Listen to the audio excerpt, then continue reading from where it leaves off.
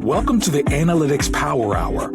Analytics topics covered conversationally and sometimes with explicit language. Hi, everyone. Welcome to the Analytics Power Hour. This is episode number 290. Let me check. This is episode number 296. That was a close one. I mean, how embarrassing would that have been? We're all set to have a discussion about data accuracy and getting business partners to trust the data, and I almost whiffed on something as simple as the episode number. Already, though, perhaps I've undermined your trust in me, Tim Wilson, sitting in the host chair that is usually occupied by Michael Helbling. Perhaps I have. Let's ask my co-hosts. Mo Kiss from Canva, welcome to the show. What do you think? Did my little gaffe destroy my credibility? Yeah, trust is completely lost. No, I'm joking. You nailed it. It's been lost. It was lost years ago with you. So, and Julie Hoyer from Further, have I already destroyed our audience's confidence in me? What's a mistake among friends, right? I'm just your pre-read. Okay. I like it. Well, that's the topic for this episode. I mean, sort of. All data can be digitized, and an overwhelming amount of it is, and digitized data breaks down into like discrete little ones and zeros somewhere down the chain. It should be cold and objective, and to use it effectively, we need to get it to be as accurate and precise as possible. Right? I mean, well, maybe. So joining us for a discussion on just that topic is Arik Friedman. Arik started his career as a software engineer, then took a turn and did a PhD in computer science focused on privacy-preserving data mining, which is a tongue twister. Then went on to work a few years as a program manager for Microsoft R&D.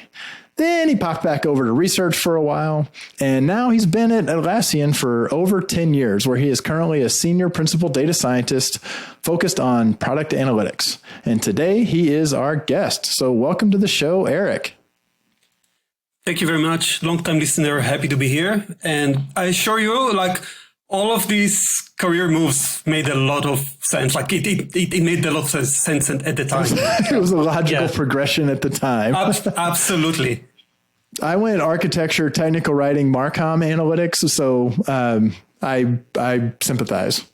And I don't know that any of those made any sense, but that'll be something for me to ponder on my deathbed. But so, Arik, you presented at the last Measure Camp in Sydney, and in that presentation, I think you had a fun, or maybe it's relatable at least, or maybe it's a tragic story about an active users metric that looked like almost too good. Like the results were brilliant. Everyone was thrilled, but you had this like nagging feeling that something was off and you couldn't really nail down the specific problem. So maybe that's a good way to sort of start the show, because I think it gets at something really human about our relationship with data. So maybe we'll kick things off by having you walk us through kind of what happened there. Sure. So like this is a story from a while back, but at the time, the product team was working on a product feature, a big change in the user interface, and a lot of investment went into that. So we put a lot of work on actually testing things, A/B testing. I worked with another data scientist to make sure that we got things right. And I remember back then, us sitting in the boardroom with all the PMs, and it looked like really a big change. Like it moved the needle quite significantly. So that was a big deal. Everybody were happy. And then as we went on and rolled out this feature, we saw what we expected to see. Active users went up. But then, over time, I'm starting to develop this, odd feeling. You look at data over time, you get a sense of how it looks, how growth looks like. And I was looking at the curves, and they looked a bit suspicious, right? Like it's not supposed to go like that. And I started looking into that, okay, because it felt a bit odd. And I remember, trying to go down to specific trace logs, trying to find what went wrong. I found like everything checked. So, after putting some time into that, I said everything was good. we actually have a reason to believe that, active users goes up. All is fine, right? I cannot say anything about this. I don't have a smoking gun.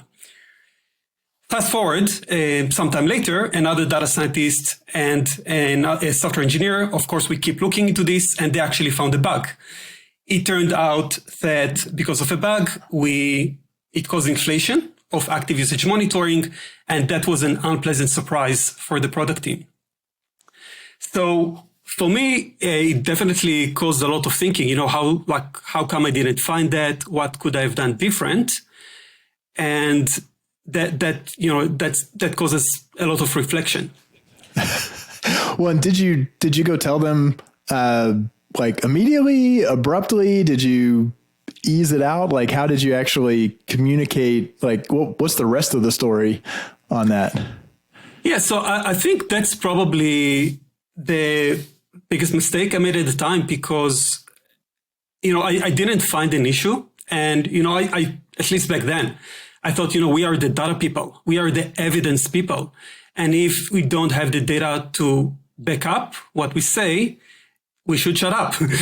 And what I learned from that is actually, our intuition, that's part of our expert opinion. And we should sometimes, just go with it.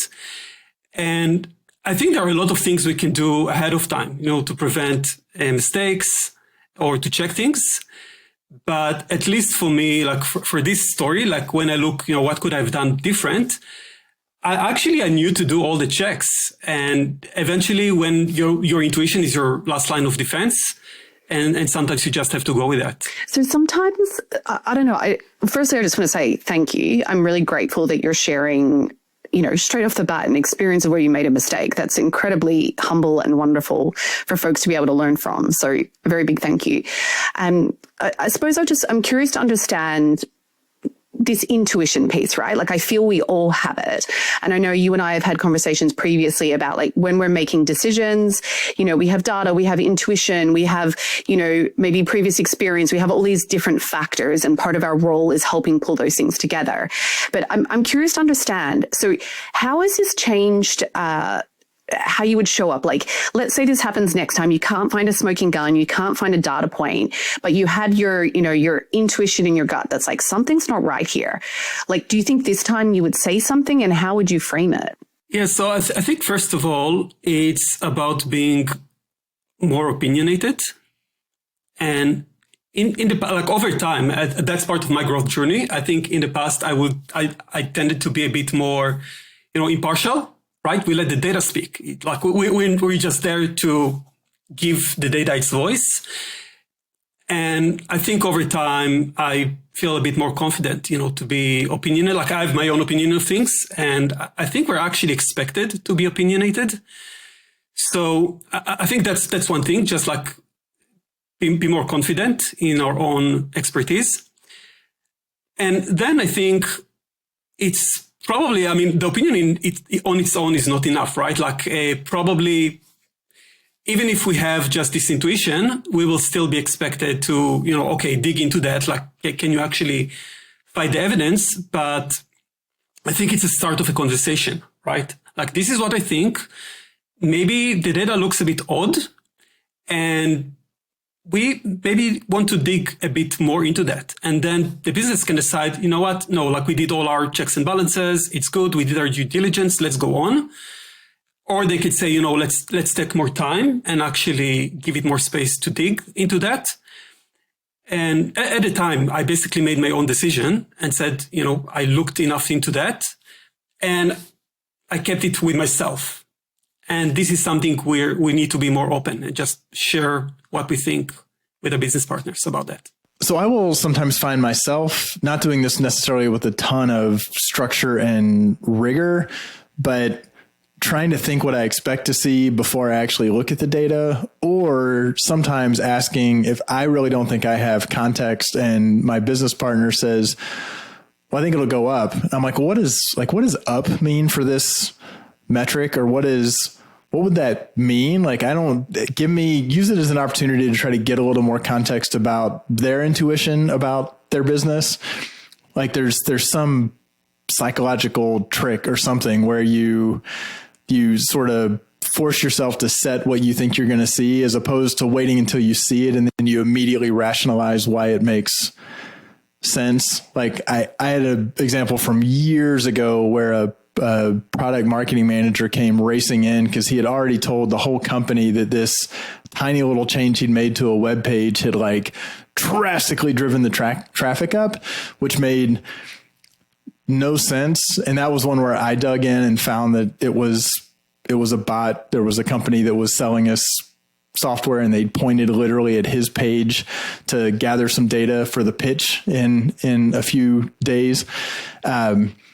But it was one where it was like, he saw it. It was good news, kind of like the active users. But if I'd gone back, if I'd known he was making that change, I would say, what do you realistically think this is going to do? Because if it goes way past that, maybe we want to, apply a little bit of Twyman's law or, something to it. But I think I don't know. I feel like it's a challenge, especially for people just entering a field or the space, to have that intuition and to have the confidence on top of it. Like you said that a few times, that it's like, as you get more experience, the more faith you have in your intuition and your conviction. And that's like, how do you develop that if other than letting time pass? I think a lot of this is getting to live a bit in your business partner's world, like getting to speak the language and, getting to know what they care about, what they're after. I think that adds a lot of context. And for example, I remember at some point, I started hearing PMs talk all the time about like JTBD this, JTBD that, like jobs to be done. I had no idea what it was all about. And, I started digging into that, reading a bit about that. And what I found, like I didn't really get what they were talking about. So getting into the world, learning about that, I think helps create this common language and thinking about it from their perspective. So I think that definitely helps us, to get, so to speak, like in their head. Well, that was one where you actually, I had this happen with OKRs once, where I was working with someone who was, and I knew what OKRs were. I'd lived in kind of an OKRs training, but it was like, oh, this client is really into it. I'm going to go get a book. And didn't you do that? Didn't you wind up going and like read like whatever the JTBD Bible is? Like, okay, if we're going to use this, I want to understand it. I mean, you probably found out that they actually weren't using it correctly. It's like Agile or any other number of things that use the acronym, but maybe aren't applying the process. Yeah. So I went on and I actually read about jobs to be done. And it was actually weird because like what I was reading and what I was hearing from the PMs were not exactly the same things. And at the time, like in our Confluence, like internal wiki, I wrote a blog post, hey, like, are we doing JTBD wrong? And it was a bit of a clickbait, but it started a conversation because, then I started like through the conversation with them, I started to find out, actually, there are different kinds of definitions of JTBD out there. And having this conversation and trying to understand, what they really mean when they talk about that really helped. And I did it from the perspective of, how it can be more useful as a data scientist and what is it that they're actually after when they talk about understanding the JTBD. So I think it was first, just to catch up with them, but also to see, how can I answer their questions and how can I better understand the question and, improve myself as a data scientist that helps them. Michael, I have news. The AI analyst is emerging. Ooh, that's big coming from the quintessential analyst. What do you mean, like a cryptid? Well, more like a job promotion, but with more existential dread. You know how foundation models created the AI engineer role? Yeah, developers got all these cool titles, and analysts got, can you pull this by end of day? Exactly. But now we're watching the birth of the AI analyst, someone who uses LLMs to multiply their capabilities without, multiplying their stress rash. Nice. So an analyst, but with superpowers and fewer open tabs. Exactly. And the tool for that is Prism by ask-y.ai. Yeah, Prism's basically the interface between what I mean and the 900 steps I don't want to do. You ask in plain English, and it helps you get from question to analysis really fast. And it doesn't forget your world. Prism's jam memory, that's J-A-M, their jam memory, remembers your definition like what your org means by conversion. Which table is the source of truth? And that July data, don't forget, it's, cursed. Yes, thank you. I'm tired of re-explaining our metrics like it's the extended MCU universe. Plus, you can capture repeatable workflows as skills, portable expertise, clean UTMs or fix GA4 channel grouping or standardized campaign naming, and reuse those across different data sets. I like that because I do a lot of copy paste. This is can't continue type of feeling. And I feel like it would be nice to be like run skill, look smart, drink water. Nice. Want to become the AI analyst before your coworker does? Go to ask-y.ai and join the waitlist. Yeah, and use code APH, and Ask Why pushes you to the top of the waitlist. That's ask-y, the letter y.ai, and use code APH. Yeah, the AI analyst is here. This product is in beta, but you can get in on the ground floor. And it's coming for your busy work, not your job. So, relax, chill out. So, Arik, you and I have spent a lot of time talking about this whole accuracy versus precision playoff. And it's something that has just really resonated with me because I would say I always lean to kind of the best possible answer with the time that we have in the business to help make a decision. I suppose I would say I'm quite pragmatic, but a lot of what I hear coming from data scientists is this number is wrong, this one's right, we can't do it this way, we have to do it this way because this is the right way. And I guess I just wanted to hear your framing about this playoff between accuracy and precision. And I don't know, you have such an elevated way of thinking about it. Yeah, so I think straight from primary school, the way we're taught things is that accurate and precision are being accurate and precise are the same things, right? So at school, you get this big equation, and in the data science world, you can think about a business question what kind of features correlate with user satisfaction or something like that, or how can we predict those kind of things? And in parallel, at school, you might get a question how much is 2,124 times 3,926? You get this big equation. And what you're taught is that you need to go through the methods, right? You have to multiply this digit by that digit, carry over. If you get anything off, any single digit is off, you lose all your marks. So if your answer is not precise, it's not accurate, you lose all your points. And I think we kind of carry on this mindset with us into our jobs.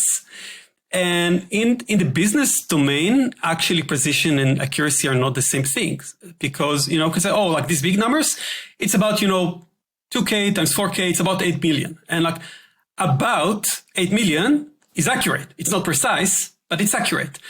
And I think that also when we get, business questions, there are many ways we can go and approach and solve them. We can throw them, hidden Markov models or, clustering algorithms. So there's all this arsenal of all these methodologies that we learned. And that's kind of even part of our pride in the craft, right? We want to show that we know to do all those things. But sometimes you can get quite a good answer just by writing a very simple SQL query. And, it's maybe not the best answer, but it's good enough and it's faster. And there is this quote from John Tukey from he had this paper about the future of data analysis. And this is from the 60s. And he says far better an approximate answer to the right question, which is often vague, than an exact answer to the wrong question, which can always be made precise. And I think it really captures well that, it's first of all, it's better to answer the right questions. And I think that part of our job is to help get to those right questions. But also when we answer, it's not just about precision. It's, the answer can be accurate without being precise. And I think that's a way for us to be more fast and effective and be focused on business impact. But there's a challenge, right? That our business partners accessing tools and data, they're working with spreadsheets, they're working with dashboards, because they're in this digital world and processing and multiplication is cheap. Like, they are conditioned to see things that are precise. I mean, I love the accuracy versus precision, like dart archery thing that sort of shows accurate, the grid, the 2x2 of accurate and precise, accurate, not precise, precise, not accurate, not precise. And it shows like the spread around the target. And I think that's good for us to be aware of. And part of it is, I mean, can that be handled a little bit with language of saying, try to get yourself out of the boat of providing precise answers? Like, get comfortable with, even if you have a precise answer, better to kind of back off the precision of it a little bit so that somebody isn't looking at, you're not arming them with ways to find another precise. They may be too reasonably accurate, but the precision means that the first three digits kind of differ. Like, there's a challenge with us understanding that and our business partners thinking that way, and the levers we can pull to try to help them think in language of this is accurate. It's about 8 million, or whatever the answer is. And they're probably not going to object to that. They're not going to come back and say, what do you mean about 8 million? I need that down to the first digit, right? I mean, it's a fine line to walk. Yeah. And I think it really depends on the context and the question being asked, because in some contexts, like if you deal with financial data, you definitely want to be precise. It's important. But a lot of the business questions are more directional in nature. And when you deal with directional questions, it doesn't matter as much. If you're precise, and actually precision can kind of draw the attention to the wrong thing because you don't care about the precision necessarily in these kind of questions. So this is about getting to the bottom of what are the decisions that they're about to take and what really matters for answering those decisions. So one of the things I wanted to challenge and have a discussion on. So I'm trying to find the specific article, and of course I can't, but there was some research that was done with pricing and Uber. And I often quote it when I'm counseling people on buying engagement rings. Buying a 2-carat diamond ring is more expensive than a 1.999 carat ring, right? Like, we have this bias and heuristic to think that the 2-carat, the rounded number, is better. So hold on, just wait a minute. What? How many people are you counseling on buying engagement rings? Like, what is your world? My team are quite young, and so a lot of them are going through that life stage. Those are just one-on-ones. They're like, "Hey, what's going on?" You're like, well, I could really use some help. Anyway. Okay, carry on. So, also, I don't know who's buying a 2-carat diamond ring. Anyway. That's a big one? 2-carat is quite big, yes. That's big. Okay. Not for America, but for Australia. Americans tend to buy much bigger rings. Anyway, back to the point of the story. Well, and now the lab grown, you should see these rings people are throwing around. Sorry. You guys are living in a different world from me. But Arik, what I was going to... Okay, back to my point. One of my concerns is, I hear you and I agree with everything that you're saying, right? But especially, the same thing happens when you're trying to counsel people on a day rate. Sometimes people will intentionally make a number, not a round number, because people are more inclined to believe it, that you've put more work into it, because we have this bias that say, if you say $1,600 a day, that you've just picked a number from the sky versus having put thought into it. So I'm just trying to think about how that plays off with our discussion here about not necessarily always wanting that precision. So you're saying if we don't go precise enough, they won't trust the number. Yeah. So if we say, oh, the number is 8 million versus 8,002,097, will people just be like, is that bias going to come to life where they're like, oh, maybe that number is not right, and like I can kind of disregard it because it's come from nowhere? Or like, do you see what I'm saying about like, does the precision give any extra credibility or build more trust? Right. So in those cases, like precision sometimes is kind of like the signal that you did the work, right? And again, I think these kind of things are context dependent, because ideally, if you have established a good like trust relationship with your business partner, then they trust your judgment and that you made the right call about what's a good methodology to approach this. And in some cases, yeah, maybe precision does matter. Like maybe it's a signal that's important to them. And in that case, yeah, maybe you do need to put a bit more work and give that kind of signal. So that definitely is context dependent. And part of the context, I'm just thinking like, Tim, like back to some of our discussions we've had with clients when they have really low volume, right? The difference of 1 is greater than if you have a large volume. The difference of 10 is like minuscule, or, you know, like you can kind of ignore it. So I do feel like too, it's like, are you speaking of a really small n? Because then you don't want to round, compared to when you're speaking large volumes, you can round to 8 million and it's probably okay. The other thing with precision that I think is interesting is we get sucked into a lot is when, the stakeholders want to compare systems, numbers from systems, which we know are not going to give you the exact same one. Like directionally, they should be close enough. But I do feel like that is a scenario where they really get stuck on like, why is this 1% different? And it's like, well, it's okay. It's like 8 million. It's all right. And we're not talking dollars, and you know which one's your source of truth. So we should be okay to continue to use, you know, the other number in our decision making. But that's really hard, I think, for stakeholders and even for analysts to like navigate. But I think we tend to make, I mean, if it's like you're going to err on one side or the other, I mean, I look at somebody makes a line chart to show the result and they label every single data point down to the first value. And that's not, so like there are choices made in the presentation of the information where I think you can say, there's precision there. I'm showing a dashboard, but this is rounded to the nearest million or the nearest thousand. It's not, I'm not giving you 8,000,000. I'm saying 8 million, you know, or 8.1 million, you know, give them a decimal place. So I think there are choices.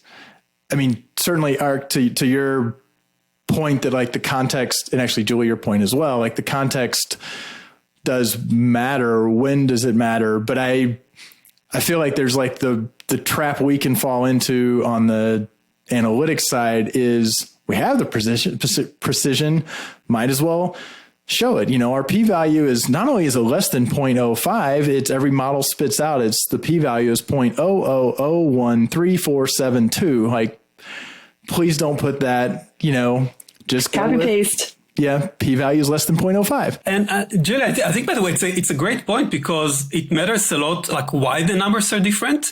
And, you know, scenario 1, the numbers are different. We have no idea why. Okay. That's not a good place to be. And that's a place where you probably do want to ask, you know, questions. Why do these things don't match? Versus a different scenario where, you know, we actually expect those numbers not to be perfectly the same, because maybe we measure slightly different things, or, you know, there are known reasons why this should mismatch. So I think usually it's more about the confidence. Like we know what's going on here.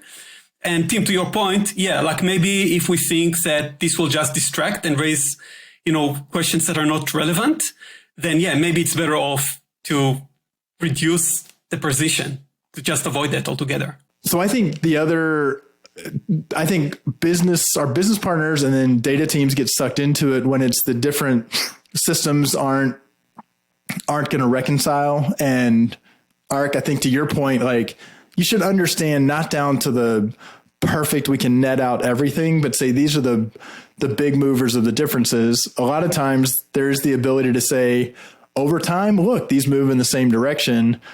I watch companies say, well, we just need to pick the system of record for that metric, which feels like the hairs on the back of my neck go up. Like, that's a cool idea that somebody in the C-suite or one level down said, we have the solution. We just pick our system of record.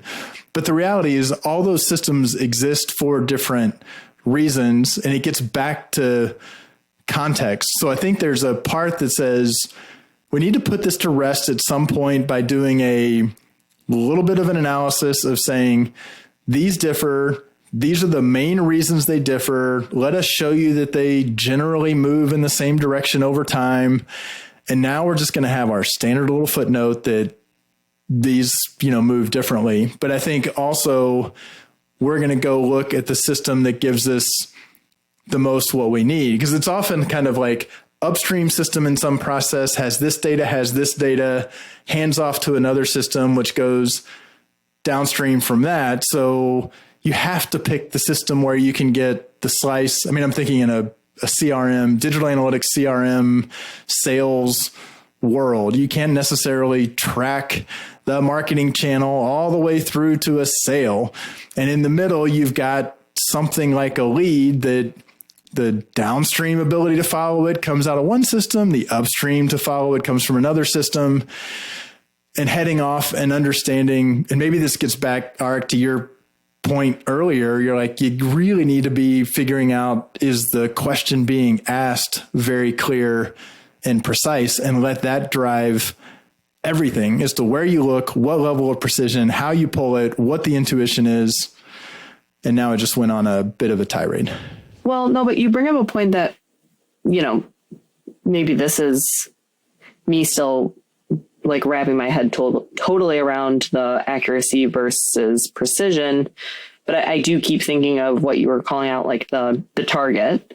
So we were talking about people being most comfortable with precision of systems matching, but we just discussed, thoroughly like why we know it doesn't happen. But to your point, Tim, if we can explain in at least broad strokes, Arik, as you said, like why these things are differing. And if we then can say, well, as long as we're pointing this at the right, like target, the right question, the right problem to be focused on, then can we be comfortable with accuracy without precision between the tools? Like, am I taking us way off? But you're saying, like if they're always about 1% off, they're all hitting the right target, maybe not closely bunched together. That would make people happy with accuracy and precision. Yeah, so I think the data science teams usually have a good opportunity to collaborate and aim to standardize measurements. And, one example, like I've seen in the past where, growth teams and product teams had different measurements of impact. And that can be very confusing because, when one team says, oh, like we had that impact, and then the other team kind of like interprets it in their own language. So I think definitely for data scientists, we can be in a role where we, coordinate between our teams to see, can we actually standardize and measure things the same way and ensure that we actually get the same numbers all over the place. But as you said, like sometimes it's not possible, right? Sometimes, there are actually very good reasons why things should be different. And maybe then we should just use different names for them. So it's very clear that, when this team talks about something, it's not the same thing that the other team talks about. So I think we definitely have a role to play with this. So can we shift a little bit? Because some of this talking about kind of getting trust in the data, and it feels like there's a big one we covered, which is like, we'll get people to trust in the accuracy. We've covered two things. If I'm going to mid-show recap, which we don't really do recaps, and I don't know what the hell I'm doing, but we've got kind of the develop and trust your intuition. We've got the think about accuracy and precision differently. We haven't actually covered like, how do you not push bad info out. And the intuition is kind of like one hook into that. But I like the frenetic pace everybody in modern business is working in. There is a drive to get the task completed off my desk, over the wall and into the hands, which just like begs for mistakes to be made. And the cost of making a mistake with the query, with the report, is of damaging like trust. So like what other like ways do we have? We briefly referenced like Twyman's law, which really goes to the intuition and doing checks, but like what are other ways to maintain trust in the data from our business partners? How do we prevent ourselves from undermining trust? It's like a long ramble with a broad question. Yeah, I think first thing, and something that I definitely would like to see people do more, is just stop and ask, does this make sense? And I don't think people do that enough. And it's like at every stage, right? Like, you look at the raw data. Does it make sense? Is there anything off there? You apply methodology. Does it make sense in this business context? You get a certain outcome. Does this outcome make sense? So I think this is kind of like a first line of defense. Does it make sense? But there are times where it makes sense, but it's actually wrong. Like if you're like, oh, it made sense, therefore I'm going to go full steam ahead. And then you find out later that, oops, just because it passed that hurdle, it was plausible, but inaccurate. But you're making the best decision you have with the information available at the time. I feel like the doesn't make sense actually is just it's a spot check, right? I actually think the thing that we need to do better at is, does it make sense with our stakeholders? Like actually bringing them into some of those checkpoints versus kind of like, does it make sense to me individually? Absolutely. I mean, I guess like this is the first check that you need to do with yourself before you engage with others. And I think that's already a checkpoint that I think can probably spot some of the issues. Behind that, yeah, I mean, involving other people in this thought process. And like in general, you want to do peer review process for everything. And by the way, I'm coming from a computer science background. My brain is wired as a software engineer. So basically, anytime that I do anything that involves statistical modeling or math, I will always pull someone else that has like a, strong math jobs and statistical modeling, hey, check my work. Like, did I actually apply the methodology correctly? Because I know that they think about this in a different way than I do, and they can spot things that I want. Will the question come up in that context? Because you said, like, does the raw data make sense? And from the EDA of saying, I've made my initial query.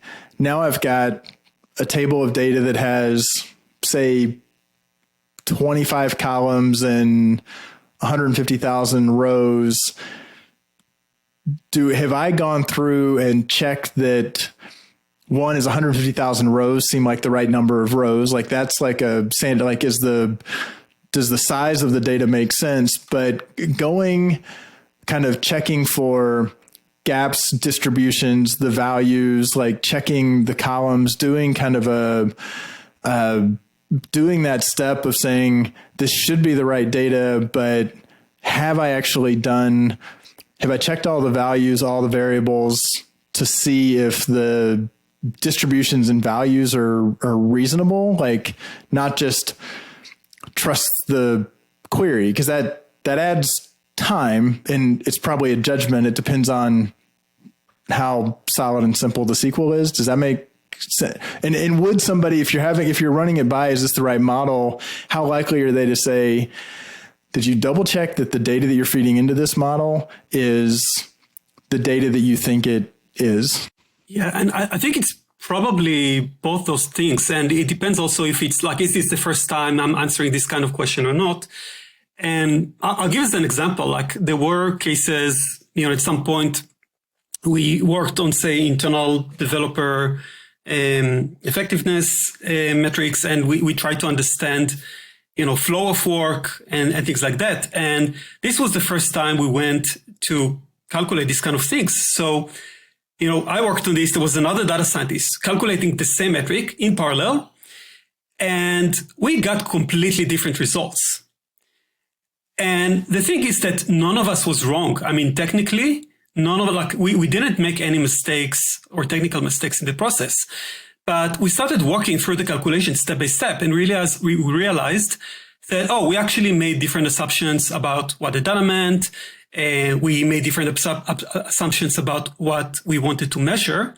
So just by working through this process until the numbers matched, it allowed us to align on the assumption, and it gave us the confidence that we were actually measuring the right thing.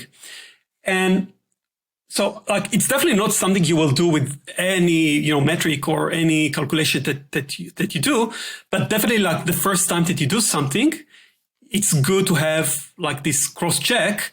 And once you got this right once, okay, the next time you already know what you're doing and you don't need the same level of, due diligence. So Julie's lighting up on the oh yeah, assumptions. That's another thing we've talked about it in the past, but the discipline of documenting the assumptions that you made, and it may be the list of assumptions I made were these 20. If I'm having another analyst review it, I'm going to show them all 20. When I present this to my business partner, maybe I even pre-read it. I'm these are the 3 or 4 that I want to make sure they understood that I made these assumptions. We've talked about that as a practice of analytics of you are making these decisions, and just making an assumption and moving ahead is pretty dangerous. Actually having in the process a place to write down those assumptions, one from a repeatability, somebody checking your work, but also to actually go back to the business and actually include that in the results, not the exhaustive, here's how we made the sausage, but hey, I just want you to know going into this. And if that's your opening slide and they say, well, that's a bad assumption, then you actually screwed up because you should have done a pre-read with, hey, before we present this, these are the assumptions we made and here's why we made them. But how much do you think the business do that they actually I feel assumptions are included. They're often at the bottom of the slide in the text somewhere, and the business just glosses over them. I would love a business stakeholder to be and I've had that at previous companies where I've had very senior folks the founders or CEO be I don't agree with this assumption. Let's debate this. Let's talk it out. But I don't see, and I would love to see more of that. I mean, I find it as a way to, on the building trust, to not have that in the delivery, but it's say there's an executive you're presenting to, but there's this business partner that you're actually collaborating with. It's a great way to throw in Slack, say, hey, is it safe to assume this? And have them say yes. Is it safe to assume that? And then I sometimes will put those assumptions front and center. I want to be confident that, but I probably wouldn't say I made the assumption. I would say we made the assumptions, and hey, just so you know, we assumed, that holiday has no impact on our bottom line. Yeah, no, that would be a bad assumption to make. But I mean, it's not just a CYA of throw this in the footnotes. I think it's as much of a show that you're trying to understand the context and the operating environment, which is building trust upstream, which also means that there will be more trust in the output. No? Honestly, though, I feel sometimes that type of documentation and assumptions or definition stuff too. I'm with you, Mo. It's refreshing and encouraging when your stakeholders key in on it and understand the value of it or want to debate it and can call it out if it's wrong. But honestly, I think a lot of times it is more useful for yourself or others to replicate the work later on, or if you have to build on the current work. I think sometimes if you're not kind of obsessed with documenting all of those things, I mean, I've been the analyst that's been given a spreadsheet with random numbers, supposedly where they pulled it, and I have no other definitions or assumptions. And they're like, oh, recreate this and do it again for the new time period. And you're like, F my life. I'm never going to get this. And the person that made it originally is gone. So all that to say, like, sometimes if it's not building trust directly with stakeholders, I do think it helps, like, maybe the analytics team broadly or the data scientist team broadly, more for the replicability is how I see it. Yeah, I think definitely like documenting the analysis, all the assumptions, and like that's probably not the document that you're going to eventually show as your like your final result, but it's probably good to always have like, here's the technical document with all the details, all the assumptions, so it's available there, and so you can reproduce this. And yeah, but like referring to most point, I think, yeah, this conversation with your business partner is part of the process, right? Like you get a question, like, here is how I understand it. This is my interpretation. This is how it translates to the methodology. So you definitely want to be sure that, you know, you're on the same page and you're actually answering the same question. The other thing I think of too, like if it does get put in the footnotes of the document or this, the presentation like sent to your business stakeholders, Mo, like I have spent so much time talking to people and on my team or being so worried about myself. What happens when I give this deck to my stakeholders and then they pass it to their stakeholders and they pass it to their stakeholders and then they start asking follow-up questions and nobody knows to ask me for the clarification. So like, honestly, I think my safeguard and anxiety is what makes me put a lot of that like in the final documentation, in the appendix or in the footnotes. Cause I'm like, hey, if this gets past like 3 degrees away from me, which again, that's a win if your work gets past that far along. I see this happen all the time with experiment results where like it, you know, a data scientist has pulled something together and then someone like summarizes it and someone summarizes it for a Slack message and like these steps further and further away, which look, do I want stakeholders to be able to interpret experiments and communicate it? Absolutely. But I think sometimes that like just the understanding of like the core trade-offs kind of gets watered down or there's like different incentives and it just gets really tricky. Arik, I know like you've done a lot of thinking about this, about like once the analysis is out, the experiment result is out and you kind of lose control of the narrative, so to speak. Like, how do you approach that? Yeah, so it definitely happens. Like sometimes you get a chart or something that gets copy-pasted and then someone puts it on a slide deck and it's completely out of context and you lost that. And like one thing that I try is, again, like if you have a documentation of your analysis, like you should definitely have a link to that. So if it's copy pasted, at least the link to that document is still there. And, you know, there's the footnote in the chart where you can highlight the main details. So it's definitely a question of a balance, right? Like you don't want to overload your visuals with all the assumptions and all the details. It's distracting, but at least have this kind of, you know, selective context or pointer to where the information is. So it kind of like travels together with the visuals. And, you know, sometimes, you know, you just lose control and you have nothing to do about that, but at least you can take some mitigating steps. So, you know, the evidence is there. Like if anyone is really like will want to find this information, there is a way for them to get there. So that's the least we can do to at least control that. Yeah. I mean, I think like pointing to like having the footnote of like, what was the underlying with the source. I mean, you're well stated that it's like, you don't want to overload it with all the assumptions, but you want to provide the breadcrumb to say, and the more you can put that proximate to the chart, so they're not likely. I mean, that's pretty gross misbehavior if somebody says, oh, there are footnotes on this slide, but I'm going to pull just the chart and drop it in an email. There's a little bit of that's on them if it gets its own legs. If you're giving it like, hey, this is probably important reference information that should go along with it, I think that's good. But this, I feel like we could go on for multiple hours, but unfortunately, we need to head to wrap, or we will lose trust with our audience by having a 2-hour episode, which when you're called the Analytics Power Hour, that would be a disconnect between data sources. No, that's a stretch.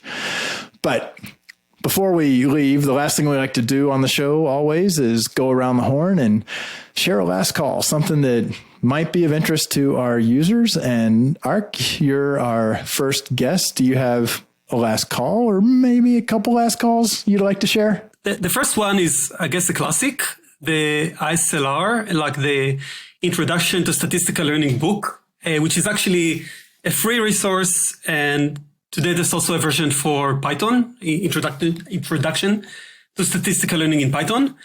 And, at times when, AI sucks all the attention, I think that actually going back to the basics, to the foundations is, just as important as ever, if not more so. And I know that at least from my experience, even just going over the first chapters of the books, linear regression, it's like a very practical oriented book. So yeah, that's a recommendation that I usually provide. Like it landed for me. They have an R version and a Python version with like examples in it. Is that right? Yeah. So there are two versions of the book. The original one was with R. So it's ISLR and ISLP. And ISLP. Yeah. Okay. Gotcha. Yeah, and they're both available at www.statlearning.com. And I know that at least for me, it landed a lot of concepts that I didn't really get before. So I really recommend that. And if I'm allowed a second call, which is maybe more AI related. So I saw recently an article from Hamel Hussein called Revenge of the Data Scientist. And it's actually both available as a YouTube talk. It's a Pi AI talk from March. And he also posted it as a Twitter article. And he actually talks about, I think it's about specifically about mindsets. We have the mindset that you go with to, in this agent first world. And I think that actually his point is that the data scientist approach, their mindset, their core skills, like exploratory data analysis, metric design, model evaluation, all these things are as critical as ever and translate really well to this world. So I definitely recommend giving this a read. And also Hamel Hussein and Suresh Shankar had a terrific episode about AI evals in Lenny's podcast. So that's a great resource as well. Awesome. So that was 3, really, sort of. But those all sound amazing. I feel like I've read the first 3 chapters of those are the books I'm most likely to abandon, but still get a lot of value because it's like chapter 4 where I'm like, what? We're at the area under the curve. I'm like, oh boy, the equations are getting pretty in depth here. So I kind of want to check those out. Julie, what's your last call? Well, my last call is accurate and precise. And I'm feeling like maybe I have called this one out before, but you know what? It's such a good one that I'm just going to say it again. It's called the Monarch app, and I've actually been using it now for quite a while for my own family budgeting and financial tool for the family expenditures. And it's really nice because you can connect everything directly into it. So on top of having all your different credit cards, bank accounts, you get really nice cash flow visuals. You can recategorize any of your expenses that come through, and it will notify you hey, this is a recurring one, or hey, this is one that's not categorized. You want to come in and quickly do it. But budgeting is not easy to do on your own. And I feel like this is the first app and different thing I've tried that I can actually keep up with it. I can quickly get to it. There's no delay. I spent, it shows there. My paycheck hits, it shows there. So it's been awesome. You can also set a lot of your budgets and goals in the app as well. So for all your different categories, you can customize categories or not. And then you can say, I'm looking to spend X amount each month in each category. And it just, I feel makes it a lot easier to actually live out the financial plan and budget that we're going for. So check it out if you're needing a tool. Have you figured out a way to turn off the net worth words because there are periods where I want to not look at that when the thing. I'm a Monarch user, so I'm a fan. Oh, you are. Yeah. See, guys, it must be good if Tim's into it. If he approves of the visuals, or, the tools. Yeah, judge your trust in the source. Mo, what's your last call? I know we talk about her a lot, but Cassie Kazarkov has a really great it's just her regular newsletter, but she's doing a couple of back-to-back newsletters on why vibe coding will bite you. And here's exactly where. And she's talked through a few tech scenarios of where things have gone really wrong, like prod systems being completely wiped, things like that. So definitely go have a listen to that. But I think the thing, the real takeaway is that the stories are all about the same thing, which is just misplaced trust and the speed at which it computes. And so it's not like nobody got hacked, AI didn't go rogue. It's just people let their guard down. And I think the thing that's been on my mind the most, which she's just so damn articulate, but it's expertise won't save you, guardrails might. And I think guardrails is the topic that just keeps looping on my brain at the moment. And so, yeah, I really enjoyed that newsletter, and she's got a couple more coming out on the same topic. So check it out. I think that series motivated me to dive into a new vibe coding project specifically. So far I'm safe. I haven't crashed the podcast because that's where most of them happen. Starting to wonder if Riverside, our podcast recording app, might actually be leaning a little too much on vibe coding as it's having some of the joys it's been bringing us of late. But so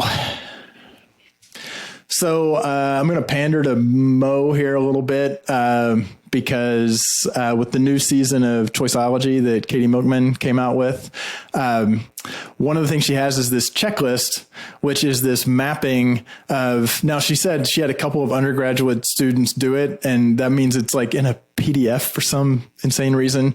But she's basically gone through and looked at what are the different topics like attribution bias or Dunning-Kruger or left digit bias, the stuff that her episodes cover. This kind of reverses it, and it's a guide to broken down by these are all the topics of kind of cognitive biases.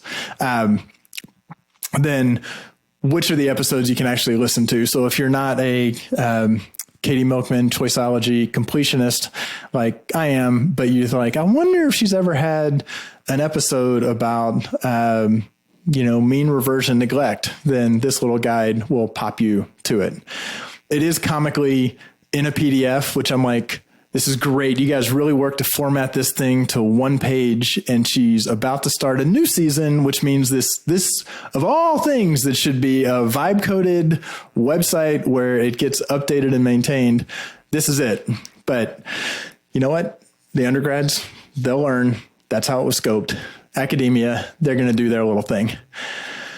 So with that, Arik, thanks so much for coming on. I feel like this is a case where we actually have the show prep documents that have even more gold in it that we were not able to get to. So we will have a lot of fun with that content ourselves. We may figure out how to bring you back for more of that. So thanks so much for coming on. Thank you very much. Awesome. So if you listeners, we love to hear from you. So if you'd love to have you leave a review or rating on whatever platform you listen to us on. If you'd like a free sticker of the podcast, you can go to analyticshour.io and request one.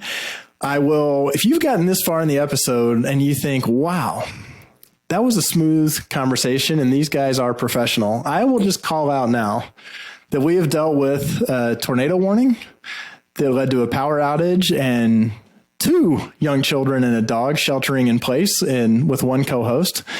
We've dealt with a busted internet that has been busted for the entire episode. But of course, the repair team showed up for that during the episode. And we've dealt with various cases of people dropping off and returning and not even realizing that we were still recording the show. So I encourage you to stick around for the outtakes because there might be some real doozies in those. I would like to, Tony, please leave this in. Thank you so much, because if you pulled this thing together, you're good on you, mate. Yeah. So It's been fun. It's been a fun discussion. We've been at this for 4 hours to get this 1 hour pulled together. No, it hadn't been quite that bad, but we would love to hear from you. We'd love to hear if you thought that the edit was pretty smooth. If you've got your own thoughts on how to build, maintain, recover trust, you can reach out to us on LinkedIn. You can reach out to us on the Measure Slack. You can just send us an email at contact@analyticshour.io. So for Julie, for Mo, for all of the conspiring Mother Nature and construction projects that tried to not allow us to record this show about trust and accuracy and precision, keep analyzing. Thanks for listening. Let's keep the conversation going with your comments, suggestions, and questions on Twitter at @AnalyticsHour, on the web at analyticshour.io, our LinkedIn group, and the Measure Chat Slack group. Music for the podcast by Josh Crowhurst. Those smart guys wanted to fit in, so they made up a term called analytics. Analytics don't work. Do the analytics say go for it no matter who's going for it? So if you and I were on the field, the analytics say go for it. It's the stupidest, laziest, lamest thing I've ever heard for reasoning in competition. Fuck my life. So the work that's being done out the front of my house knocked the NBN cable out. I'm Wrap now. Oh shit, were we still recording? Oh fuck my life! I had some other ones, but I was trying to make so many notes that I on other aspects that I There's a lot going on today. Oh my god. Mo, you came in so hot. There was no way. Nobody had the heart to tell you. If I'm like, what? And then the second one is like, so can I rap? Oh guys. Arik, I definitely want to sorry. thank Tony in advance because,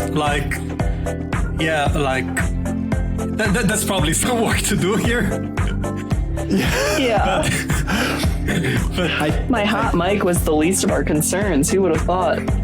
Oh Jesus. Yeah, but I mean, I think it's going to come together well. And my mid-show recap was like me organizing my thoughts because I was like, I think we're actually hitting on some good stuff. I actually feel like, Arik, we need like another 2 hours with you because there's so much stuff here. It's such gold.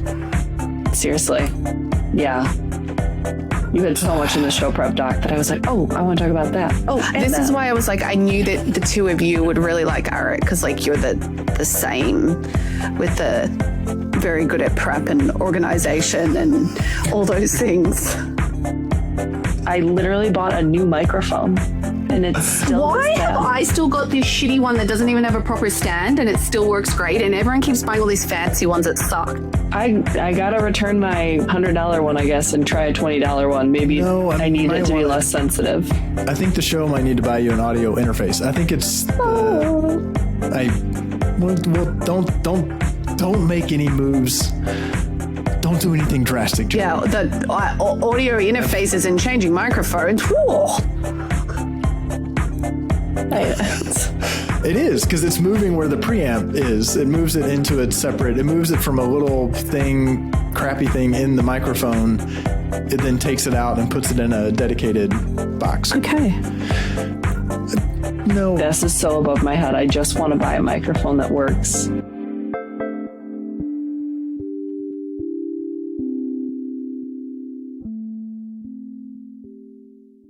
Rock flag and accuracy versus precision.